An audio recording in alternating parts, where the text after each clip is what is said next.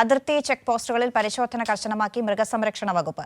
Christmas പുതുവത്സര ആഘോഷങ്ങൾ മുൻനിർത്തി ആരംഭിച്ച പരിശോധനകൾ വരും ആഴ്ചകളിലും തുടരുവാനാണ് മൃഗസംരക്ഷണ വകുപ്പിന്റെ തീരുമാനം. ആഘോഷങ്ങൾ ഏതായാലും കേരളത്തിലെ ഭൂരിപക്ഷം ആളുകൾക്കും നോൺ വെജ് വിഭവങ്ങൾ നിർബന്ധമാണ്. അന്യസംസ്ഥാനങ്ങളിൽ നിന്നാണ് ഇതിനായുള്ള മാടുകളും കോഴികളും ഏറിയ പങ്കും കേരളത്തിലേക്ക് എത്തുന്നത്.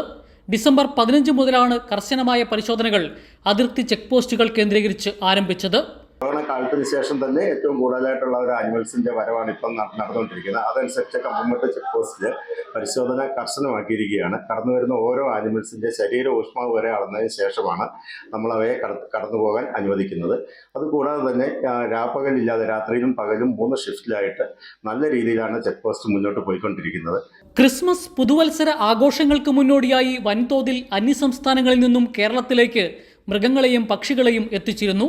ഇതിനോടൊപ്പം രോഗം ബാധിച്ച മൃഗങ്ങളെയും ആരോഗ്യത്തിന് ഹാനികരമായ മാംസ ഉൽപ്പന്നങ്ങളും എത്തിക്കാൻ സാധ്യതയുണ്ടെന്ന വിവരത്തെ തുടർന്നാണ് കൂടുതൽ ശക്തമായ പരിശോധന ചെക്ക് പോസ്റ്റുകളിൽ ആരംഭിച്ചത്. ശരീര ഊഷ്മാവ് ഉൾപ്പെടെ പരിശോധിച്ചാണ് മൃഗങ്ങളെയും പക്ഷികളെയും അതിർത്തി കടത്തിവിടുന്നത്.